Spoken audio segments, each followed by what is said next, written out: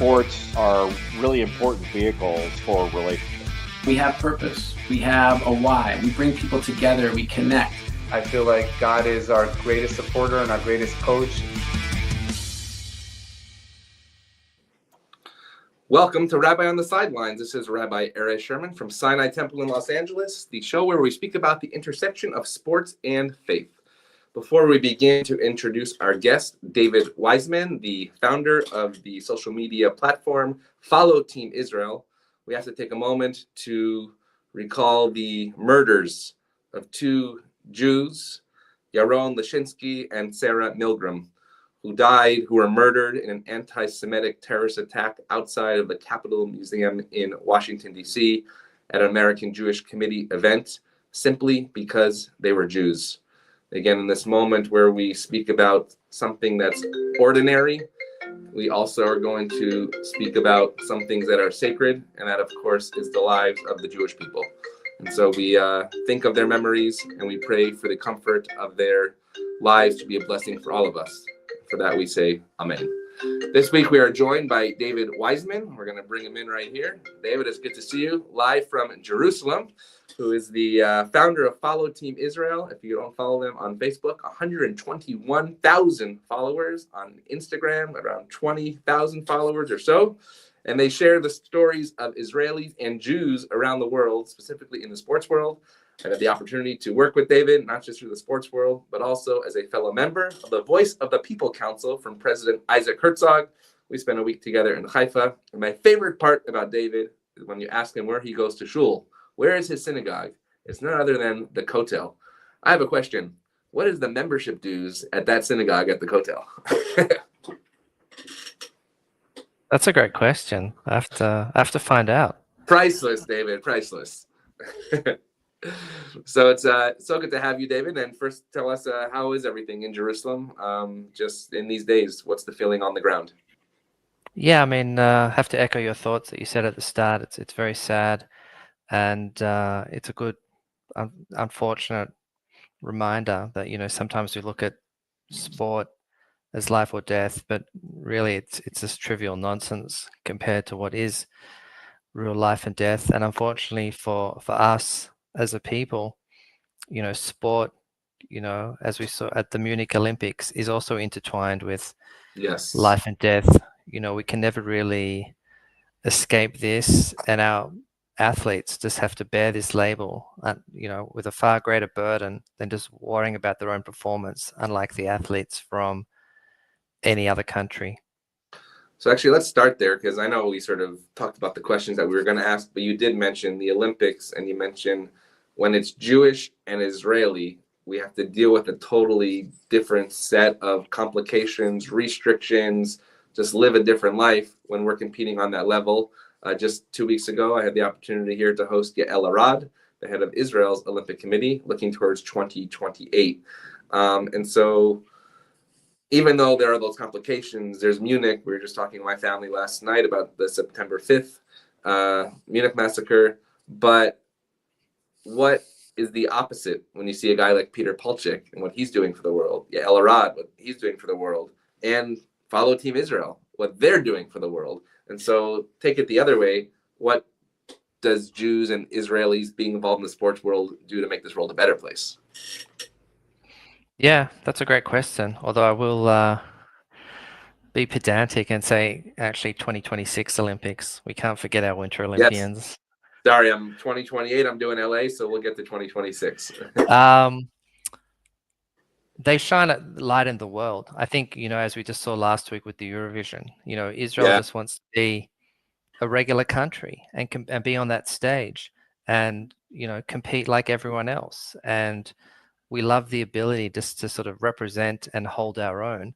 And so like when we do that, and we had our best ever Olympics last year, 7 medals, it brings, incredible pride, tremendous pride.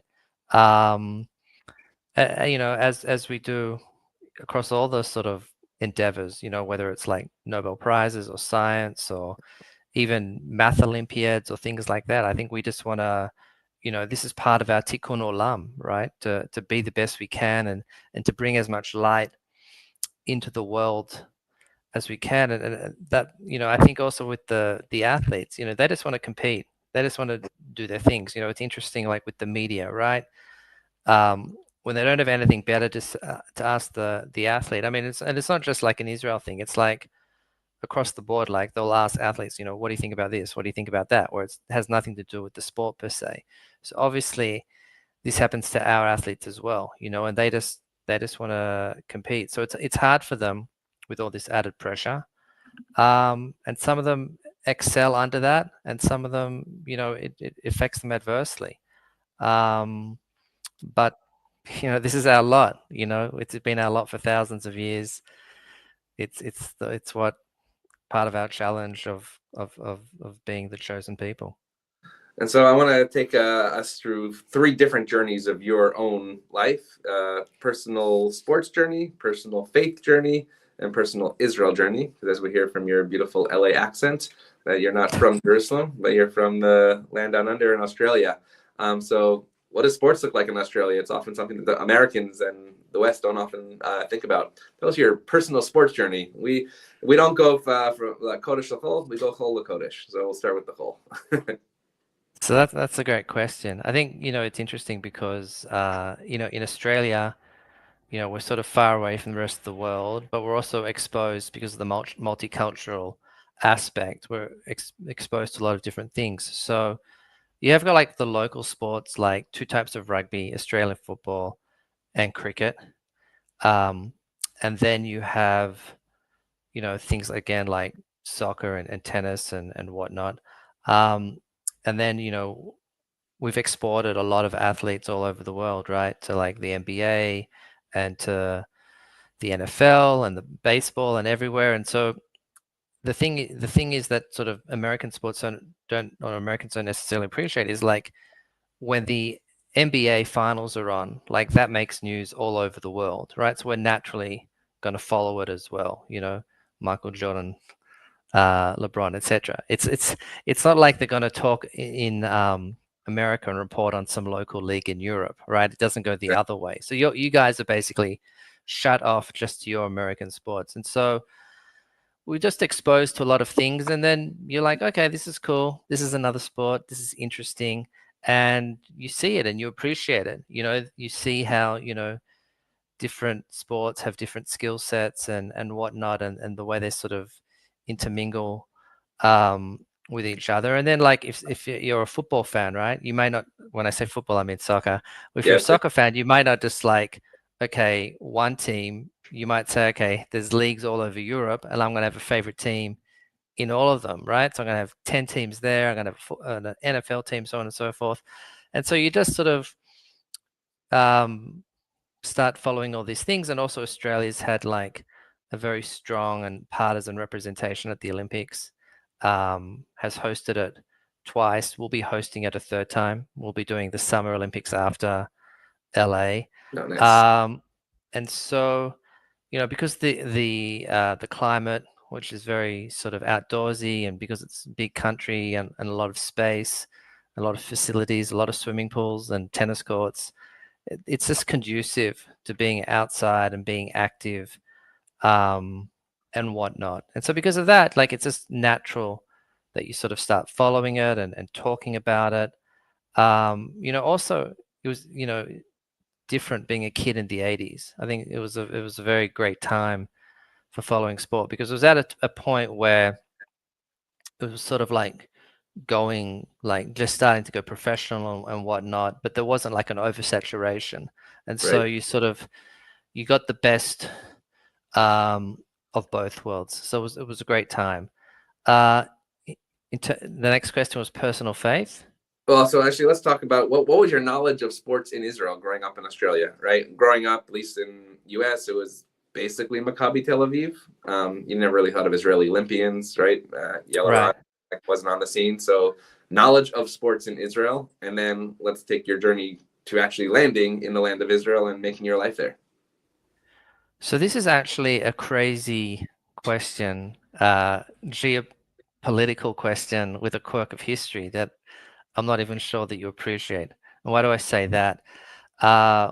When the Soccer World Cup was a lot smaller, 24 teams, right? So at the time, Australia was in Oceania, which was just them and New Zealand and whatnot. And they didn't give Oceania its own direct spot. They gave them basically at best a playoff spot. And at the same time, we're talking about in the 80s, Israel had been kicked out of Asia. And Israel was not yet in UEFA in Europe, but that would only happen in the late 80s. And so what did they do with these two like black sheep that they didn't know what to do with? They put them together.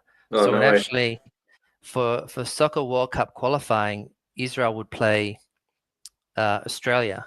So this happened for the 1986 World Cup and also the 1990 World Cup.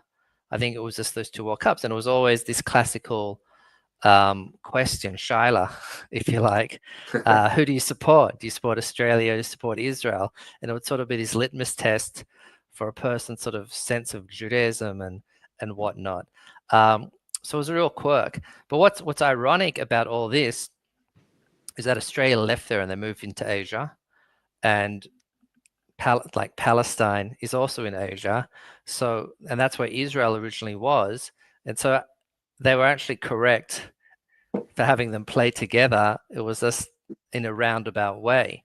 And what's interesting about Israel, a little known fact, is that when Israel was in Asia, it would actually play football matches against Iran.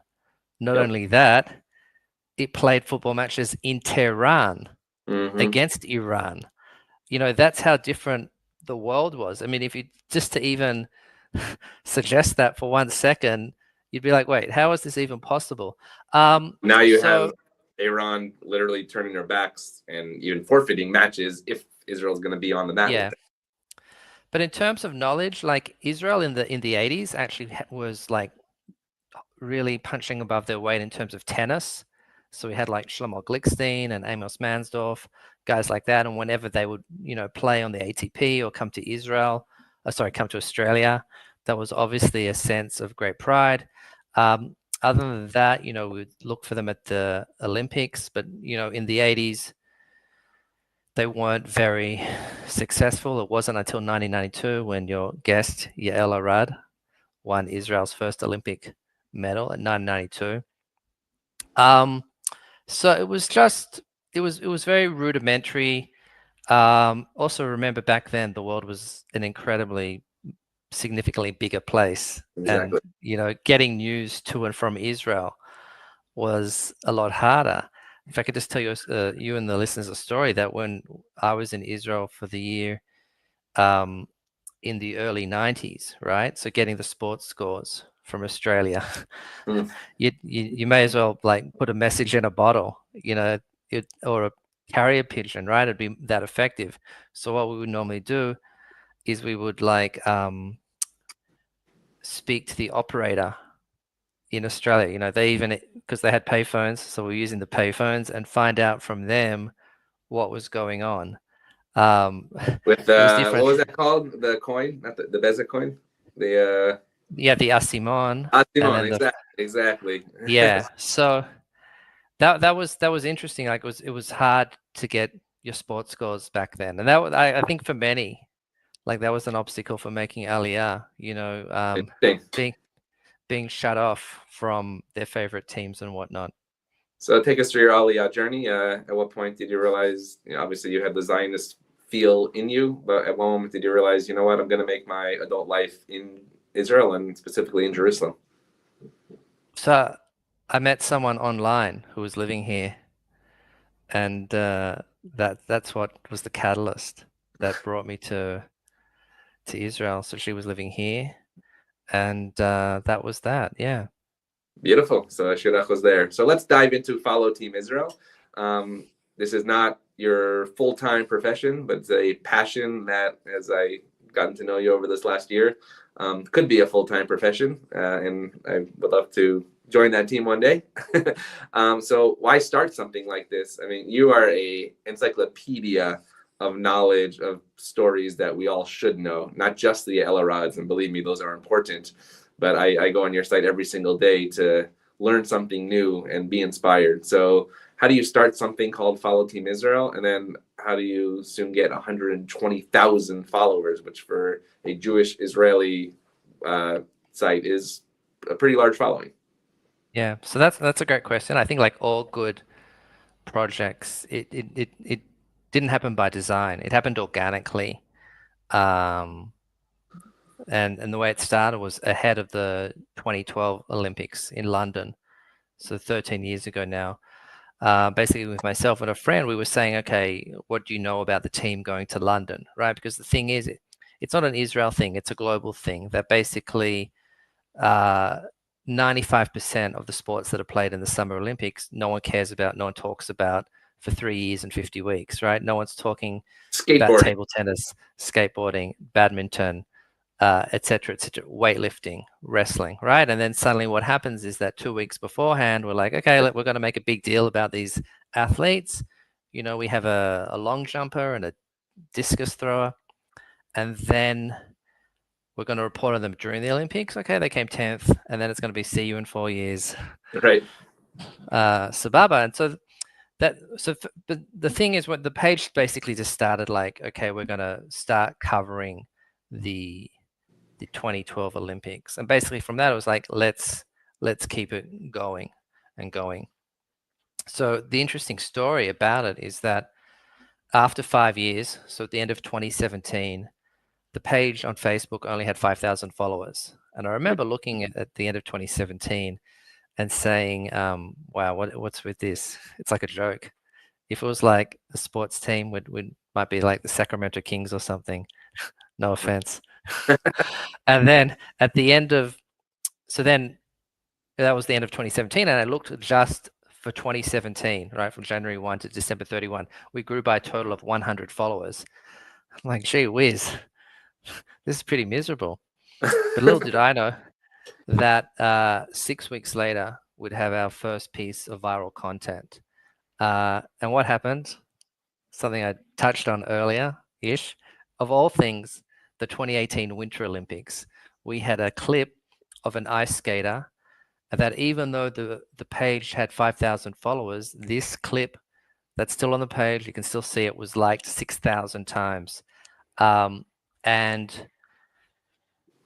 I remember looking at the statistics then, it was like, your video views are up 30,000%, and your this is up 28,000%. 2 days later, we had doubled in size. We had gone from 5 to 10. So basically what had taken us 5 years, we then matched in 2 days. And basically from there, we were on our way. And I remember beforehand that, you know, every time we got a like or a comment that wasn't from my mum, I would say, you know, thank you and you're welcome and that's great, right? Engage. And I remember like when this post was being liked and commented on so many times, like my notifications, you know, lit up. Yeah. Like I can imagine what a Christmas tree lights up, because I've got no idea. It was just lighting up, and I just, from that point on, it was like too much to the, and so that put us on the map, so to speak, to quote the great Tal Brody, and just kept on going. And also that made me realize and appreciate that, you know, I have to lift the game and give good content and good stories to the audience, and just give them something that's going to put a smile on their face. You know, it's very easy, as we sort of touched on at the start, to sort of conflate our athletes and politics, especially when others do it. And that's something that we never get into. So for instance, about a month ago, our fencers won a tournament, got a gold medal, and on the dais was a Swiss team, and the Swiss team didn't turn to face the flag and for the anthem. Right. And that made a huge hullabaloo. Okay, Swiss team does this, blah blah blah. So when we posted about it, it was like amazing. You know, our fencing team won gold. Didn't touch on anything to do with the Swiss, but for the media, all they cared about was the Swiss thing, and that's like very upsetting, very disingenuous. And that's like the only time they're interested in these types of sports is when there's a scandal or a controversy or whatnot. So we don't have to go there. So the thing is, we don't discriminate between sport. For us, if someone's playing in a tennis tournament in Peru, we treat it with the same, you know, level as respect as if they're in the Olympics. If it's man, woman, able-bodied, non-able-bodied, it doesn't matter to us. And it's not just Jewish, and it's not just Israeli Jews, it's Israeli Arabs, Israeli Druze, Israeli Christian as well. And it's not just the athletes, it can also be the fans, the coaches, media, even someone like yourself that we've posted about. If anyone is either Jewish or Israeli and has some form of connection to sport, and that is a story worth telling, then we'd love to tell it, tell it to the world. And so what was an amazing story that we shared like 6 weeks ago was a group of guys who were like, well, we can't go into the army, and what can we do? So they said we were going to climb Everest. So they went up to the Mika Peak, which is like 6,500 meters above sea level. They said Kaddish there for everyone, and they actually took a Sefer Torah up there with them, and wanted to have the world's highest minyan. That's amazing. I love that. So things like that. Another story which was just incredible was like a story of three sisters from Boston who all are part of the Israeli women's lacrosse team, which is just remarkable if you think about it. So things like that we've been privileged to sort of share with the world. And I think this is social media, in its truest sense. We're not trying to sell anything. We're just trying to, share some information or knowledge with them that's going to put a smile on their face. And I think that's also why we have such great engagement as well, because they in turn are excited to share it with their network and be like, you'll never know, this, it's a cool story, it's a neat story. And I guess in a way, the irony because of this is that they don't have to like or even care about sport, and this isn't about sport per se. They don't have to be experts, and we're not sort of talking about the results and getting into the ins and outs, but they can appreciate, like, if someone's a sailor, and finished second, and that's what speaks to them, and whatnot. And so I think it's great for us to have this ability now to share these stories and bring as much light into the world as possible. It's very rewarding, and also the athletes really appreciate it. Right. The goal is basically to make a connection between the athletes and the fans, so that the fans know that there's people out there to support, and the athletes don't sort of feel isolated, as they may. And it's just been wonderful and a privilege. Well, it's been wonderful when we share stories. One of them was Alana Horwitz, the Super Bowl dancer, who we had the opportunity you talked about, and I had the chance to interview her as well. Tell us about a non-Jewish, obviously this would be in Israel because you don't focus on the non-Jewish outside of Israel, whether a Christian, Muslim, or Druze, story that we would not know that is worth sharing, especially in these days when Israel is, called apartheid colonialist. Sports will show otherwise. Okay, so I just want to go back to Alana, that she's not the only story in her family, because her dad is actually a member of Israel's curling team. No way. We got to get her back on, or I got to get her dad back on. Wow, that's amazing. So we actually posted today a story. And all she cares about is math. and summer camp. Yes. We posted today that the Israeli Olympic Committee is now doing a program with Druze kids up north in the Golan Heights to try and integrate them into sport. And so they were up there with like 1,000 kids. They were doing basic exercises and whatnot. And so that was nice. I just want to, if I can find it. Sorry, Mike, I'll try. Hold on. Wait, I'll bring it up on my phone. 1 second. Well, as you're doing that, I think it's interesting when, last year when the attack, a missile attack came into Mazdal Shams, it was actually a soccer field of kids that were killed and injured. And so missiles don't separate between which soccer field it hits. And it was a sport that, separated people, but also brought people together in mourning. Right. So while they were up there, they did a ceremony for the kids. But I just want to read out this quote from the mayor of En Kinyeh. His name is Wael Mugrabi. And he said, "For me, this event was a dream come true. It's not just a sports event. It's a meaningful first step towards a bigger goal. To one day see a Druze athlete from the Golan Heights representing Israel Oh, wow. and raising its flag at the Olympic Games. Amen. That's amazing. That is amazing. Oh, David, you there? I'm here. Oh, there we go. Sorry, I just lost you for a second. Wow. What's the possibility? Are there Druze athletes that are making their way up that pipeline? Well, I mean, we have Druze. A lot of Druze are active currently in like the martial arts, the combat sports, but these kids that they use were like in 5th grade. So this is like a pipeline. I think they're looking to Brisbane 2032, 7 years from now. But you got to start somewhere. In terms of other stories, Israeli soccer actually has a number of Israeli Arabs actually playing for the national teams. And so last week we posted on Itaf. I'm not going to say her name right, but she's great. And I spoke to her last week and posted about her, and Oh, nice. she's like, I'm Israeli.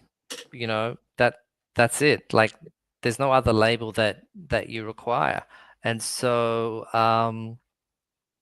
the thing is that people like to put labels on people, and she's like, I'm a soccer player, I'm Israeli. Like that's the only labels I need. So that's 2 of the stories that come to mind. Also, another story, just to let you go on, is there was another Druze. She's the goalie of our women's ice hockey team.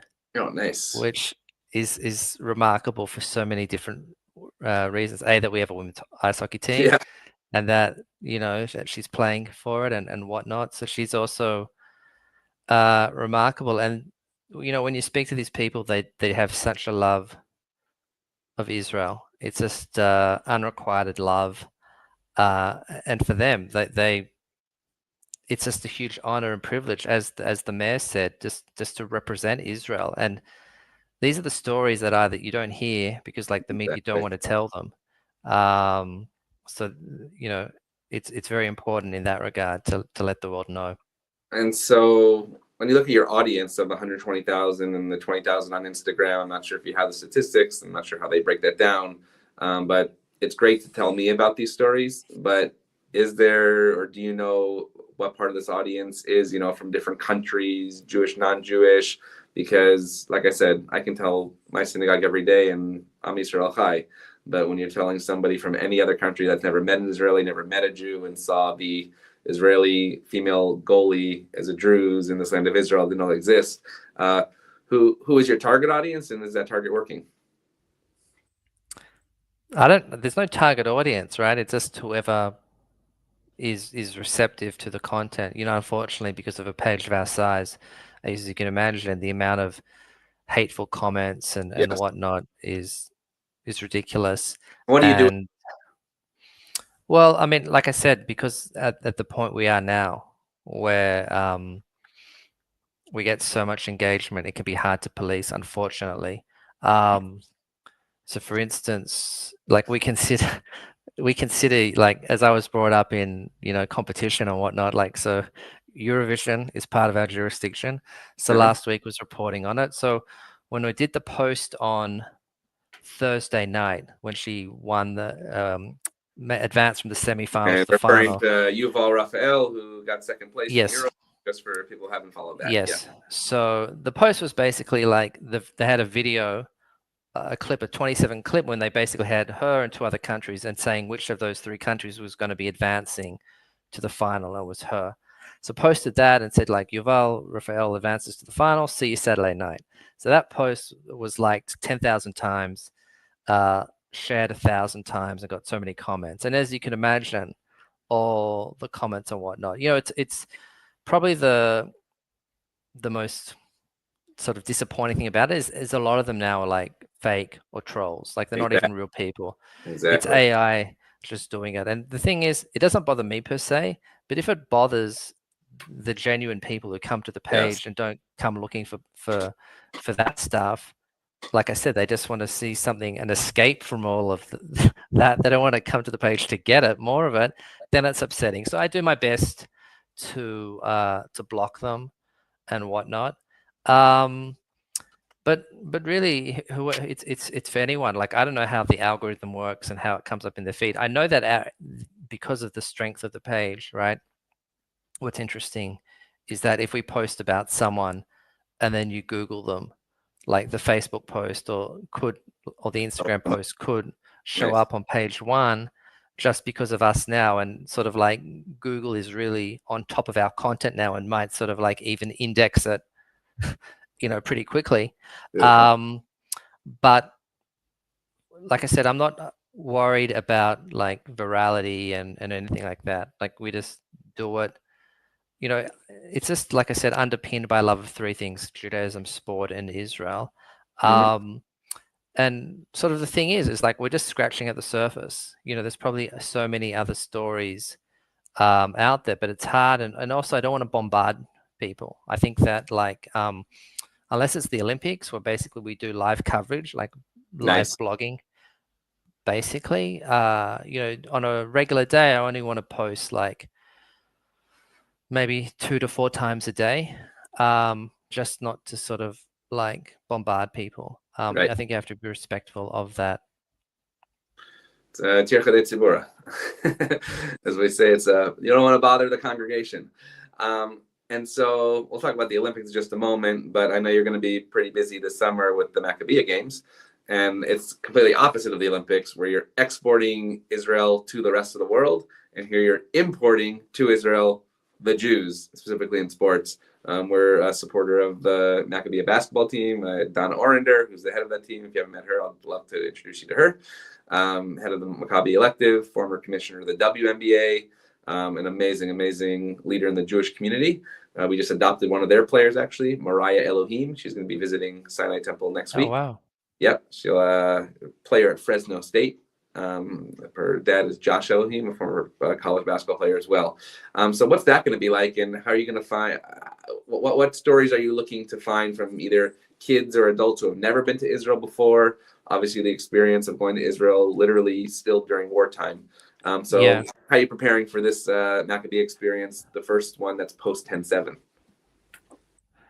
It's a great question. So I've spoken to the Maccabi people about, like, if there's any great stories, let me know. Obviously, this time round, it's even harder because, like, athletes might pull out, Right. and whatnot. So it's always the case, though, that we don't know who's here till they get off the plane, and that might only be like a day beforehand, right? And then once it starts, like, they're all over the country, and they're all doing their own thing. And so my experiences is, because I've been here for a number of different games, is that often you don't sort of hear about the good stories until they've like already gone back, and then someone will say like, "Oh, did you know blah," or this or that, which is fine. You can also share them after the fact. But the irony of the games is that the ikar, I don't know, how would you translate ikar? Like the Yeah. real, yeah, great word. The essence isn't actually the sport, right? The sport Right. is the conduit, but the real Yes. important thing is that people from all over the world, different countries, Jewish, coming together to play the sport, right? So the sport is the vehicle, and so Mhm. because of that, because it's not high standards and really sort of anyone can turn up, like, it's not necessarily going to be like a super high standard. And I think also what we've seen is that when it was the 60s, right, and there was no professional sport, therefore for an athlete, let's say like Mark Spitz, who competed here, it was reasonable to come here because he had nothing else to do, right? But if you're like a quality top athlete, most likely you're not going to be, and if you're in the peak of your career, you're not going to be coming here to compete. So normally what happens is that someone who's like super young, let's say 15, 16, before they become like a household name, like, they'll play, and maybe someone on the other side who's like 34, Uh-huh. 35. Uh-huh. And that's what we saw with like Lenny Krazelberg, right? He Of came course. here One of my first after. guests on this show many years ago. Did he mention coming back for the games? He did, of course. We talked about the Maccabee Yeah. game for sure. Yeah, right. So he'll come after. And also the thing is maybe with a lot of these athletes is that, during their career, again, sort of as we touched on earlier, like, they don't want to be given the label of a spokesman for Israel or Yeah. for Judaism, and so it's something they may like distance and like try and sort of avoid or evade. But then once they retire, it's something that they're more comfortable embracing. I think the classic example of that is like Julian Edelman, who I think it's his Yep. birthday Yep, it is. Saw that in Jewish today. Insider this morning, 39 years old.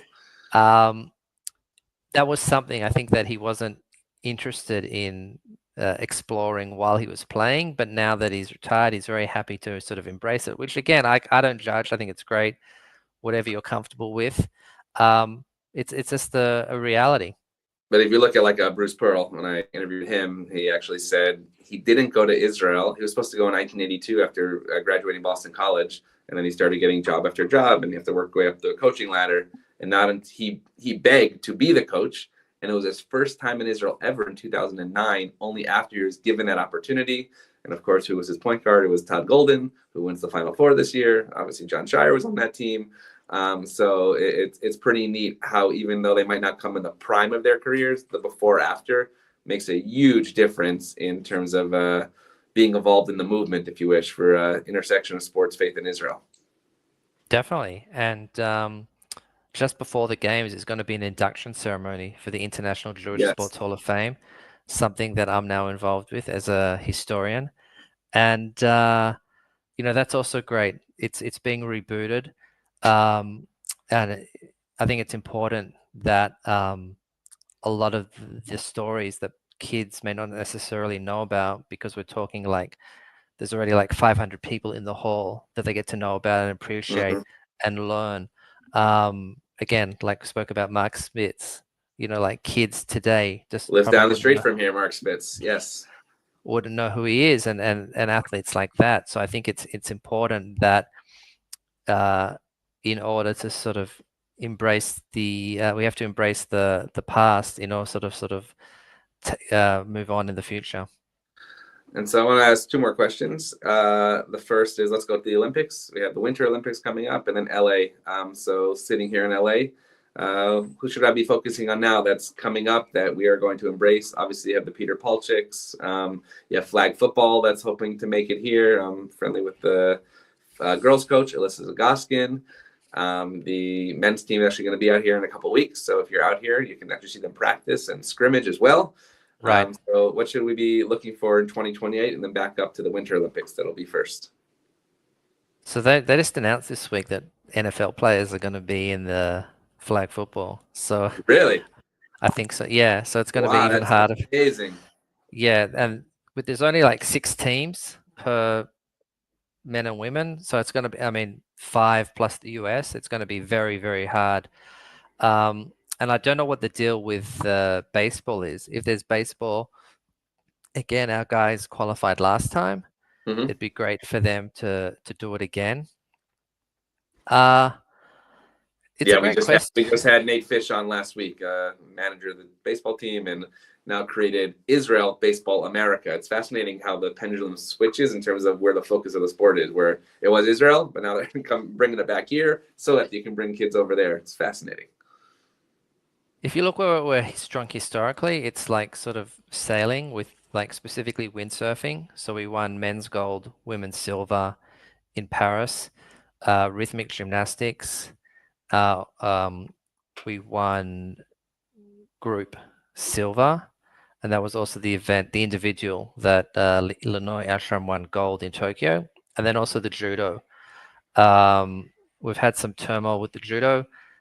The women seem to be a lot stronger than the men, and the women were just now in Paris, Ros Hershko and Imbal Lanier, our first Olympic judo finals since Yael Arad in 1992. Other than that, it can come down to the day, like marathon or taekwondo or things such as that. All I know is that people don't appreciate, because of Israel being in Europe, how difficult it is just for an Israeli to qualify for the Olympics, right? It's the most difficult region to go through. And when you've only got like, let's say 3 spots for Europe, and you're competing with athletes from like Switzerland, Germany, France, England, Italy, Holland, Spain, et cetera, et cetera, et cetera. Like there's a disproportionate amount of strong countries in Europe.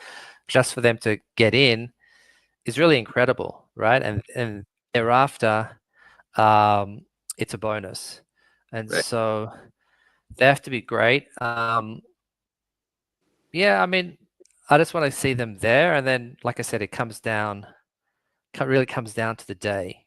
Something like judo, you can be knocked out in 4 seconds, and that's you're going home, right? So it's It's a long it's flight to LA for a 4-second bout on a match. yeah, and so but like it works both ways. Like you can win that way and you can lose that way, and it's like Yes. sudden death from the start, and it's who can hold their nerve the best, and whatnot. In some of the sports, it's different. Our fencers have made incredible progress. So if we can have fences, but again, also fencing is also sudden death, right? So it's also like holding your nerve. Archery, we could do okay, but yeah, like I said, it's so difficult to forecast. I just want to see them there, and then however they do, they do.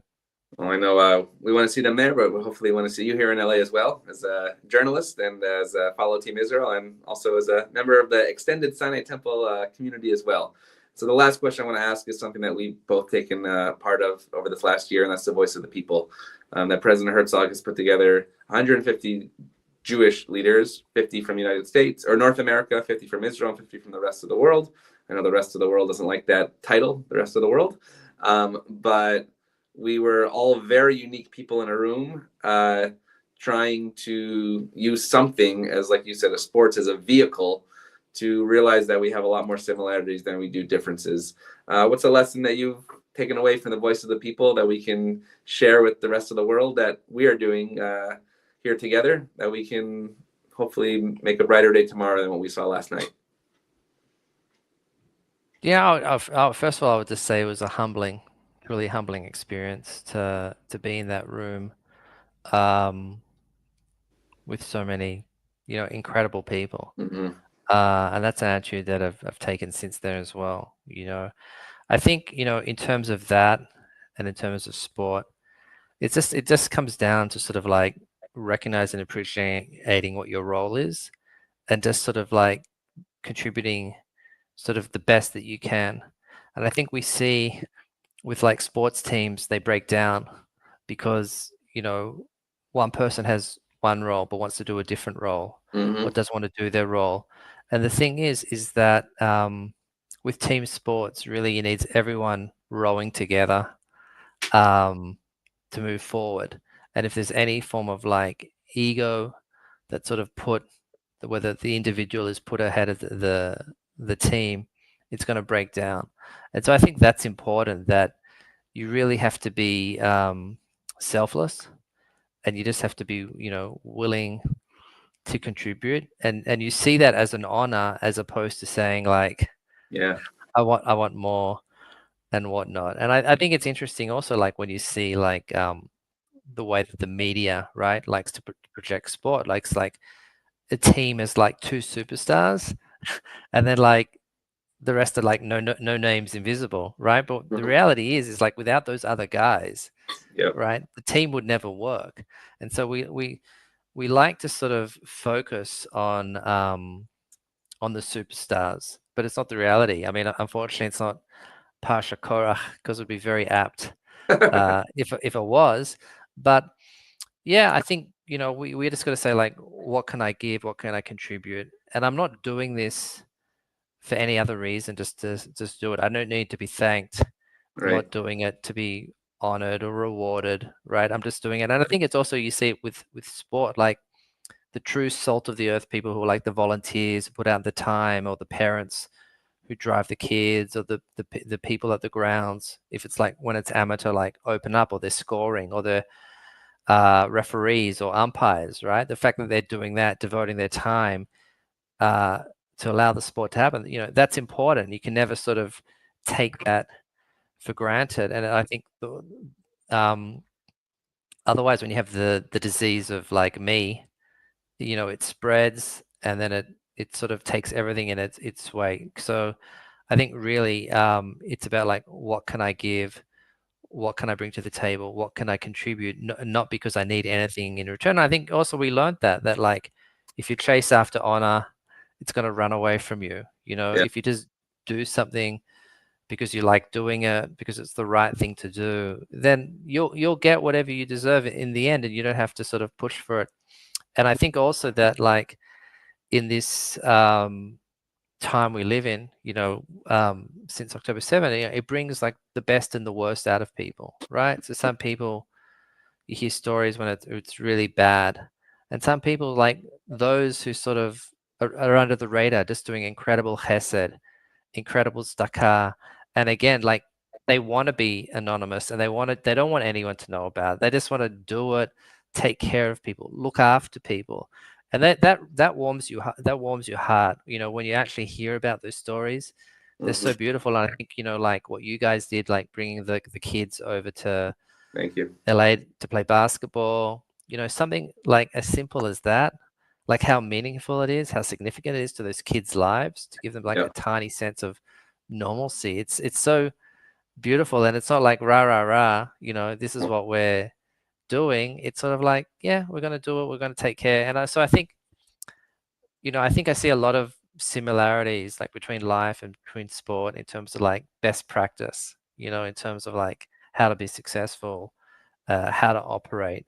You know, and also the thing is that, you know, we live in a very sort of binary world where if you lose, right, it's like you're hopeless. But the reality is that losing and dealing with loss and dealing with not winning is a very important part, you know, of the process. And if you don't have a good handle on that, then you're not going to win, right?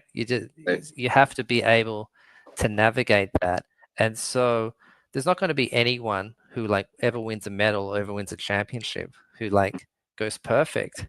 You know, I think that's great why the Patriots went 18-1, right?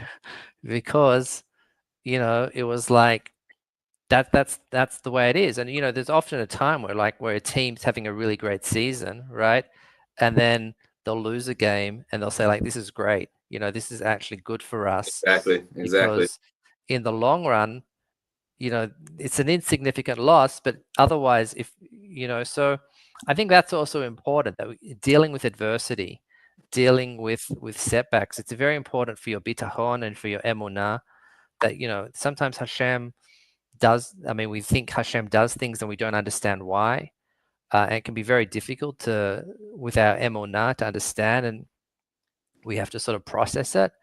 And you know, again, not to equate serious stuff with sport, but again, like if like you are in a position where just because your team lost, you're in a horrible mood for like 3 days, you know, that says more about you than the team, right? So I think we have to take everything with a sort of grain of salt, and always have our priorities in the right place, but just sort of, you know, have the right attitude. It was actually beautiful. A couple of weeks ago when the Warriors lost the game in the playoffs, Steph Curry's son was crying. I don't know if you saw this, but before he went to the locker room, it was Steph, who lost the game, that consoled his own child, saying, "It's going to be okay. It's going to be okay." So it is a pleasure to have David Wiseman. He is a wise man, a chacham, the founder of Follow Team Israel. If you do not follow them yet, please do on Facebook and on Instagram. You will learn stories that you never would have learned through the research, stories of unity, stories of achdut, stories of inspiration, stories that you will want to tell your friends as well. This week in our parsha, we are parshiot. We end Bahar Bechukotai, the book of Leviticus, Vayikra, and we say Chazak, Chazak, V'nit Chazek. And I think there's no better way to end this portion of the show than to say those words here in Los Angeles, Chazak, there in Jerusalem, Chazak, and of course from coast to coast, from parts of the world, everywhere, from Australia to Israel to LA. We say, be strong, and together you'll be strengthened. David, it's so wonderful to have you join us on Rabbi on the Sidelines. I look forward to seeing you in Jerusalem in just a couple of weeks. Have a great day. Thank you so much. Amen. Thank you for having me.